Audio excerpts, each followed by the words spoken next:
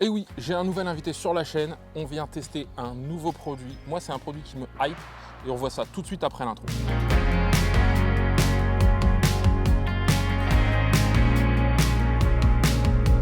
Eh bien, bonjour à tous. Je reçois Chris aujourd'hui de la chaîne LMDC 2.0. Salut Chris. Hello Cyril. Merci de venir parce que moi, ce que je dis, je suis ton boulot sur YouTube. Chris, il a une chaîne, c'est hyper varié. Tu peux nous en dire un petit peu sur ta chaîne? Ouais, bah écoute, moi je suis un peu comme toi, je suis fan de high-tech, donc on voit beaucoup de Donc petits t'es un concurrent? produits. Non, j'appellerais plutôt ça de la veille informative. Voilà, c'est important. Non, mais c'est vrai qu'on a un petit peu les mêmes affinités, le même ADN. Après, c'est vrai que moi je pars un petit peu dans des connexions différentes avec des thématiques diverses et variées. Mais de base, on va plutôt dire du high-tech, un peu de mobilité urbaine avec tout ce qui est électrique, et puis un petit peu de voyage avec tout ce qui est road trip et vlog, pour vraiment généraliser. Ouais. D'ailleurs, je vous mets le lien vers la chaîne. Parlant de road trip, de voyage, de vlog, Chris va sortir une vidéo prochainement. On ne sait pas quand, surprise, je vous laisserai découvrir ça. Et aujourd'hui, on se retrouve parce que avec Sofiane de la chaîne Art Company, on a fait pas mal de tests aussi de produits sur ma chaîne. Et Chris, tu as un produit, moi, qui m'a toujours intéressé parce que je l'ai vu sur d'autres chaînes.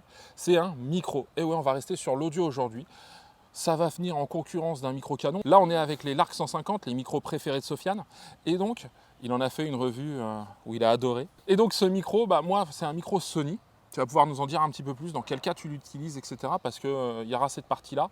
Et puis derrière, on va faire un petit test, d'accord? On l'avait fait avec 3 micros Rode.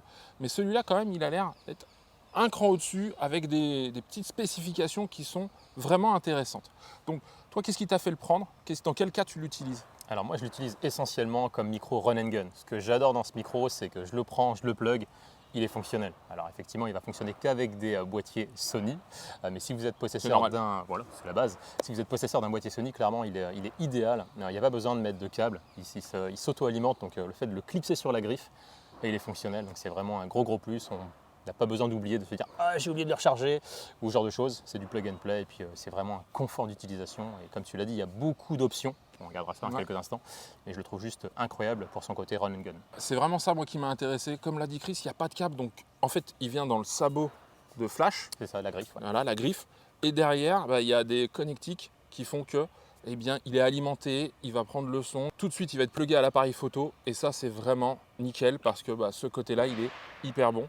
Plus les spécifications, on va regarder tout ça. Donc, on vous montre le produit et juste après, on passe au test. Je vous montrerai à chaque fois quel produit on a mis dessus et le son qui en sort, bien évidemment. Voilà, on vient de changer de plan. Chris m'a passé le micro. Il arrive dans une pochette. Ça, c'est déjà un gros plus, je trouve. Et il a une bonnette anti-vent. Que tu peux retirer, si d'accord. besoin. Aujourd'hui, on va la laisser. On est en extérieur, donc il y a ça. Là, comme on le disait, ça, je vous montrerai un petit peu des plans d'illustration juste après. Mais il y a la griffe pour donc se connecter directement. On va juste montrer après sur ton appareil. Et là et au dos, il y a quand même pas mal de réglages.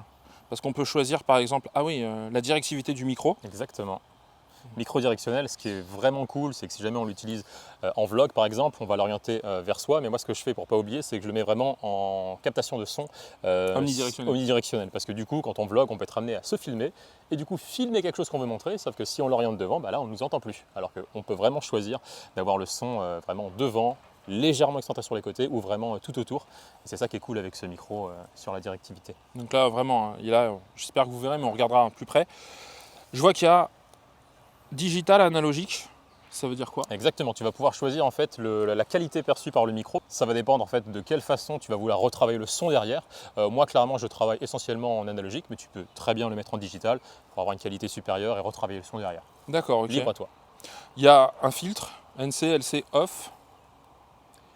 Oui, en fait le micro il intègre une réduction de bruit, ce qui est plutôt bien si jamais tu as, alors là on a des petits bruits, je ne sais pas si vous entendez de temps en temps, des petits missiles, des obus on va dire, qui peuvent exploser.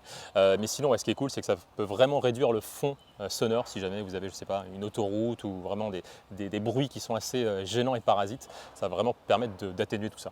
D'accord. Une atténuation aussi qui s'applique à tout l'ensemble, je crois, c'est ça, 10 et 20? Ouais, donc là tu vas pouvoir régler le gain, un petit peu comme un micro classique, 0, 10, 20, pour ne pas avoir un son trop saturé ou autre. Donc en fonction de la captation du son que tu vas avoir, tu pourras agir directement dessus. Et ce qui est cool, c'est qu'avec ce micro-là, tu n'as pas besoin d'aller dans les réglages du boîtier et de jouer sur le niveau audio, ce qu'on fait généralement avec la plupart des micros.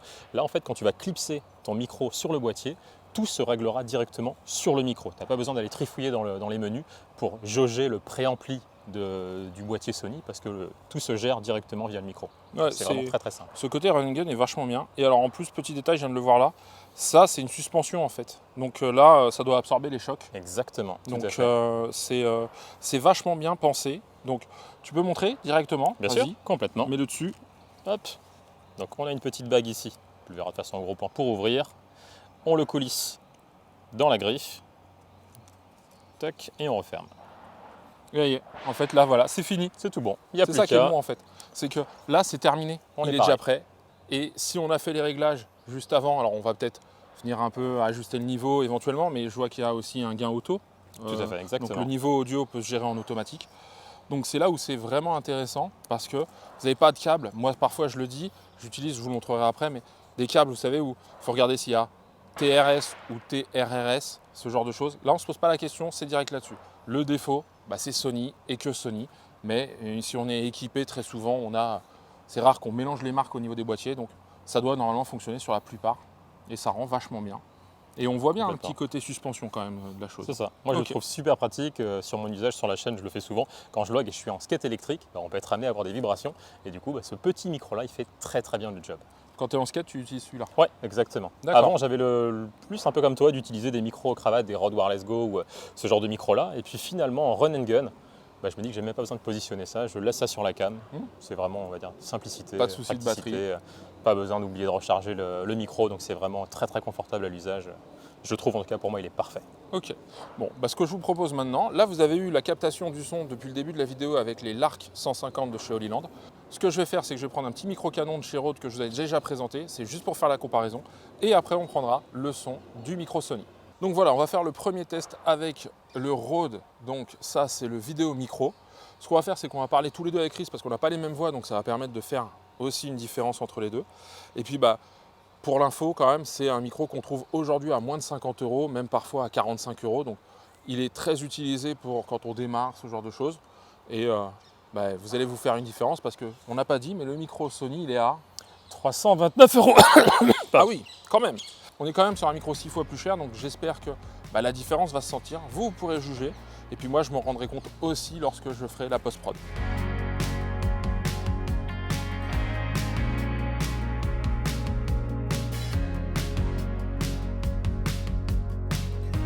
Et bien voilà, on a le vidéo micro sur le Sony, on est à peu près à 2 mètres.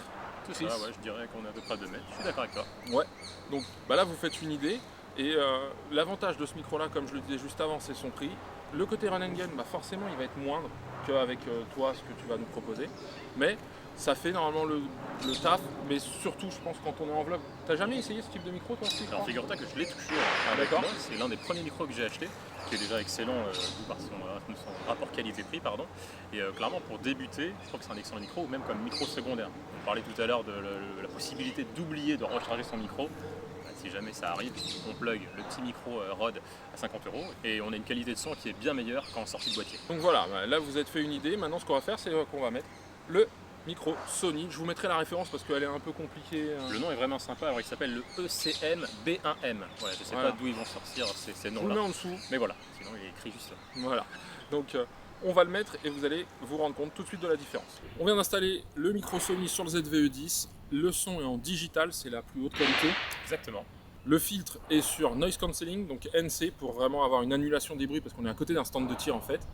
On est sur 0 dB d'atténuation, on est vraiment au max, et on a réglé en manuel sur plus 5 dB pour avoir vraiment le son de meilleur. J'espère que vous en faites vous une idée. Je t'en prie, vas-y. Je parle un petit peu, donc la directivité elle est normalement concentrée sur nous, donc ça doit normalement un petit peu atténuer ce que vous avez à côté. Le point positif du coup, on s'en est rendu compte ensemble, c'est qu'il fonctionne très bien sur ton ZVE10. Moi je l'utilise sur le Sony A7 IV, il fonctionne nickel, sur le Sony A7C il fonctionne nickel. Et puis là je vois que tu as une cage que tu utilises sur le ZVE10 et du coup ça n'empêche pas d'utiliser le micro. La cage c'est plutôt un bon point. Ça fonctionne bien avec la cage parce que c'est un petit peu plus haut, donc c'est vrai qu'en plus on le voit aussi par rapport au Rode qu'il y avait juste avant, qui a une grosse bonnette anti-vent qui pouvait peut-être limite être un peu devant l'objectif. Là, on est vraiment tranquille. Ce qu'on va faire, c'est que j'ai quelqu'un, on a la chance d'avoir Sofiane donc derrière. Si tu peux changer le filtre, tu vois, de NC, mettre à LC, qu'on voit la différence. Donc là, on vient de passer sur LC, ce qui doit vouloir dire low cancelling, en tout cas low cut juste une atténuation mais pas l'annulation de bruit.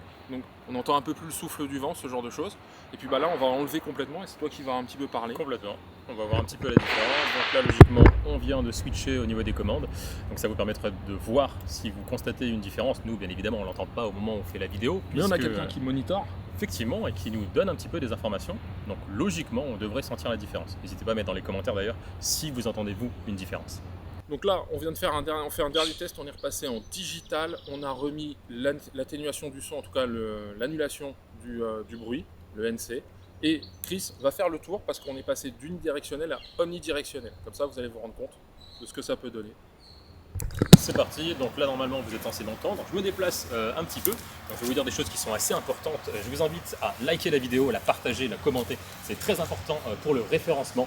Que ce soit sur la chaîne des tests de Cyril, mais également bien sûr sur la chaîne, pardon, je ne dis n'importe quoi, Le Monde de Chris 2.0. Et puis là, vous voyez, je suis en train de refaire le tour. Je vais passer derrière Cyril. On va voir si le son a changé ou pas, mais ça vous permettra de voir un petit peu la différence. Là, on vient de se remettre en unidirectionnel. Chris va refaire le même tour, suivre le même parcours, la même intensité. Et donc, vous allez vous rendre compte de la différence quand c'est unidirectionnel ou omnidirectionnel. C'est parti. Donc du coup, on lance le test. Donc je vais vous dire exactement la même chose. N'hésitez pas à liker, partager la vidéo. C'est très important pour le référencement. Abonnez-vous à la chaîne Les Tests de Cyril. Abonnez-vous également à la vidéo Le Monde de Chris 2.0. C'est très important. Puis normalement, vous êtes censé voir un petit peu la différence si vous m'entendez moins, si vous m'entendez plus. Donc voilà, ça vous permet de voir vraiment quelle est la différence entre cette directivité. Donc voilà. Ouais, comme ça, voilà, vous avez vraiment un test qui est hyper... Colle-toi, moi, coquille. Hop là. Pas trop non plus. Voilà, vous avez un test vraiment terrain de ce micro. Moi, franchement, je le dis, je l'ai vu utilisé par d'autres youtubeurs et je l'ai trouvé assez exceptionnel parce qu'il y a aussi l'utilisation en interne. Bien sûr. Enfin, voilà, en intérieur. Donc, vous allez encore avoir moins de son extérieur, donc ça va être encore normalement de meilleure qualité. Chris, merci de m'avoir prêté ça. Merci à toi de m'avoir invité sur la vidéo surtout. Bah, ça me fait très plaisir. Encore une fois, si vous ne connaissez pas Chris, je vous mets le lien vers sa chaîne, LMDC 2.0. Il y a vraiment de quoi faire. Il y a vraiment du contenu top qualité. Moi, je pense que je vais m'intéresser fortement à ce micro parce que le côté praticité, le côté son, on est à 2 mètres pour un micro canon en extérieur, c'est hyper rare. C'est vachement bien les micros, les wireless go, ce genre de choses, mais il y a vraiment quelque chose à aller chercher peut-être avec ce type de micro. En vlog, à bout de bras, ça doit être le top. Donc on a fait le tour complètement. Je vous remercie, je vous dis à très bientôt pour un nouveau test et surtout, Prenez soin de vous. We'll be right back.